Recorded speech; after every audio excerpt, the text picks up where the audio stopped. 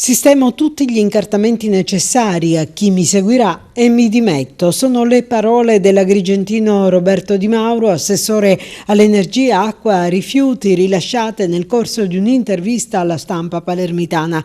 Quasi 250 unità lavorative in meno del necessario e solo 4 funzionari per fare il lavoro che dovrebbero fare in 50, dice. E come se non bastasse, nessuno vuole venire a lavorare in questi dipartimenti complessi dove si gestiscono i servizi di pubblica utilità per i siciliani.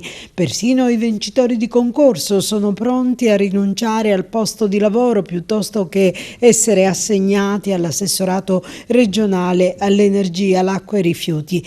È netta e chiara la dichiarazione di Di Mauro. Ho fatto tutto quello che potevo, mi sono impegnato al 100% come continuerò a fare fino alla fine, come ho sempre fatto in tutta la mia attività, ma è giusto che qualcun altro occupi adesso un assessorato impegnativo che non lascia respiro neanche nei weekend.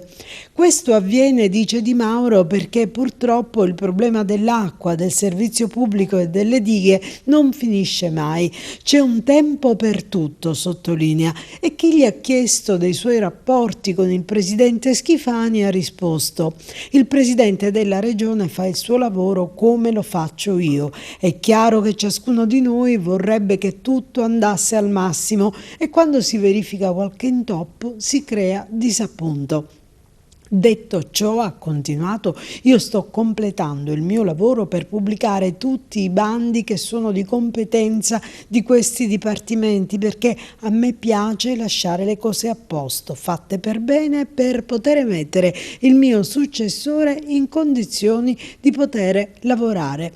Io ho trovato il deserto, questo ci tengo a dirlo, sottolinea. È una strada irta di complessità quella che abbiamo percorso, un settore nel quale eroghi servizi che non sono percepiti come essenziali e dovuti e per i quali, conclude, nessuno ti dirà mai grazie per quello che hai fatto.